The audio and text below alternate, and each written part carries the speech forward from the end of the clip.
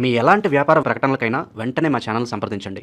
కుంభరాశి వారికి పరాభవనామ సంవత్సరంలో ఆదాయం 2, వ్యయం 14, రాజ్యపూజ్యం 4, అవమానం 2. అలాగే ఈ సంవత్సరంలో జూన్ 2వ తారీఖు వరకు ఈ రాశి వారికి గురుడు 5వ స్థానమందు తామ్రమూర్తిగా సంచారం చేస్తారు. ఆ తదుపరి 6వ స్థానమందు సువర్ణమూర్తిగా సంచరిస్తారు. అలాగే ఈ రాశి వారికి ఏలినాటి శని ప్రభావం ఉన్నది. 2వ స్థానమందు శనేశ్వరుడు రజతమూర్తిగానే సంచరిస్తారు. అలాగే రాహుకేతువులు డిసెంబర్ 8వ తారీఖు వరకు 1, 7 స్థానాలలో సువర్ణమూర్తులు, తదుపరి 12, 6వ స్థానాల్లో రజతమూర్తులుగా సంచరిస్తారు. ఇక్కడ కుంభరాశి వారికి ఈ సంవత్సరంలో కొంత ఇబ్బందికరమైనటువంటి విషయం ఏమిటి అంటే గురుబలం తగ్గడం. ఇప్పటికే రాహువు కానీ శనేశ్వరుడు కానీ ప్రతికూలమైనటువంటి స్థానాల్లోనే ఉన్నారు. ఎందుకు?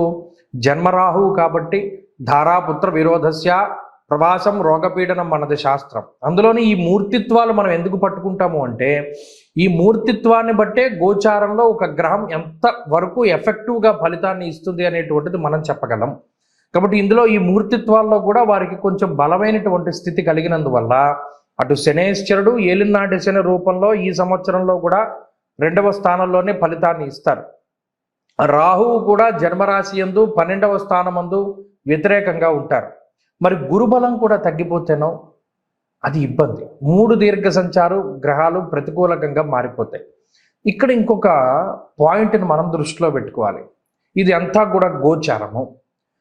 జాతకంలో గనక దశాంతర దశలు బాగుంటే కుంభరాశి వారికి ఈ గోచార ఫలితాలు తగ్గుముఖం పడతాయి. అంటే నెగిటివిటీ తగ్గిపోతుంది. జాతకంలో కూడా దశాంతర దశలు అంత అనుకూలంగా గనక లేకపోతే అప్పుడు ఈ కుంభరాశి వారు ఈ సంవత్సరంలో కొంత ఇబ్బందులు ఎదుర్కోవడానికి అవకాశం ఉంటుంది. ఒక విషయాన్ని దృష్టిలో పెట్టుకోండి, పాజిటివ్ అయినా నెగిటివ్ అయినా అనుభవించేది కుంభరాశి వారే. దానిలో మనం తప్పించుకోవడానికి ఏమి లేదు.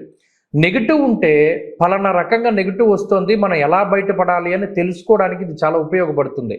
నేను ఉన్నది ఉన్నట్టు శాస్త్రోక్తంగా ఏది మనకి శాస్త్రంలో ఈ ఫలితం చెప్పబడిందో అది చెప్తాను.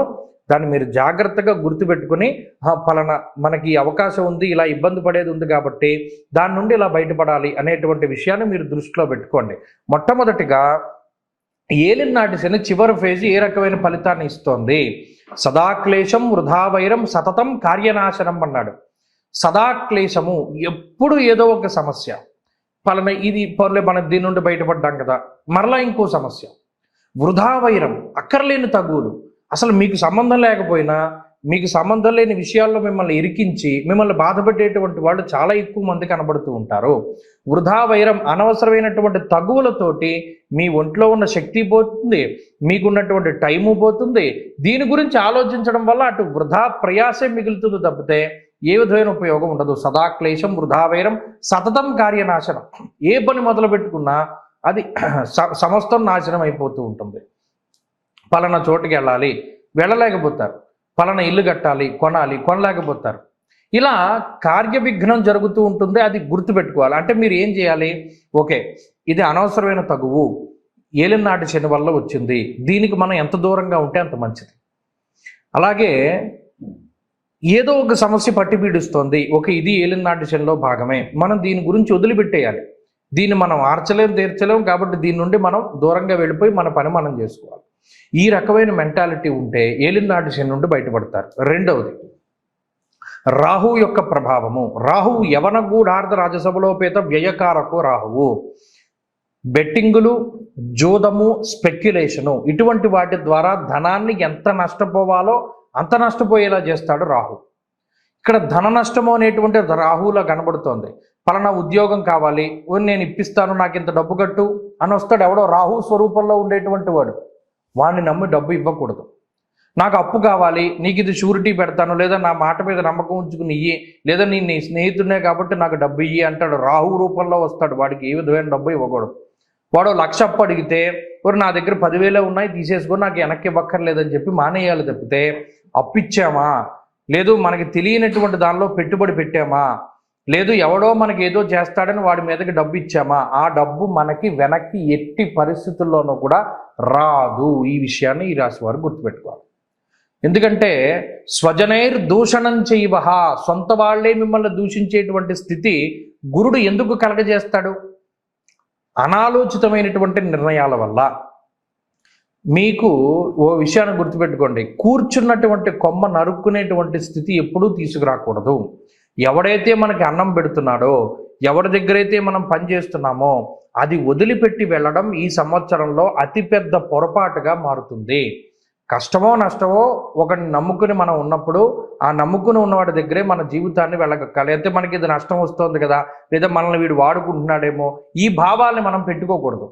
ఇప్పుడున్న గ్రహస్థితి మీరు మరింత ఇబ్బంది పడేటువంటి స్థితికి తీసుకెళ్తోంది కాబట్టి ఈ విషయాలన్నింటినీ కూడా దృష్టిలో మీరు పెట్టుకోవాలి, ప్రధానంగా కుంభరాశి వారు. అలాగే కుటుంబ పరంగా దూరంగా వెళ్ళేటువంటి పరిస్థితులు ఉన్నాయి. ఈ సంవత్సరంలో స్థానచలనానికి అవకాశం ఉన్నది. అలాగే విద్యా సంబంధమైనటువంటి విషయాలు కొంత ఇబ్బందికరంగా ఉంటాయి. కాబట్టి లాంగ్ టర్మ్ కోచింగ్లు, పోటీ పరీక్షల్లో ఈ పరిస్థితి అనుకూలించేటువంటి అవకాశాలు తక్కువ. అదృష్టం మీద వెళ్ళకూడదు, ఎప్పుడు మిమ్మల్ని మీరు నమ్ముకుని వెళ్ళాలి. అదృష్టాన్ని నమ్ముకుని ఈ సంవత్సరం ముందుకెళ్తే మునిగిపోతారు. కాబట్టి ఈ విషయాలన్నీ ప్రధానంగా కుంభరాశి వారు గుర్తుపెట్టుకోవాలి. ప్రత్యేకించి ప్రతి మాస శివరాత్రికి ఏదైనా శివాలయానికి వెళ్ళి మీ పేరు మీద అభిషేకం చేసుకుని రుద్రహోమం జరిపించుకుని ఆ నెల రోజులు కూడా హోమ తాలూకు భస్మాన్ని ధారణ చేయాలి. అష్టముఖి రుద్రాక్ష ధారణ చేయాలి. వీలున్నంత వరకు అష్టముఖి రుద్రాక్షను ధరిస్తే గ్రహదోషాల నుండి బయటపడతారు. అలాగే ప్రతి మాస శివరాత్రికి ఈ రుద్రహోమము, రుద్రాభిషేకం కంపల్సరీగా జరుపుకోవాలి.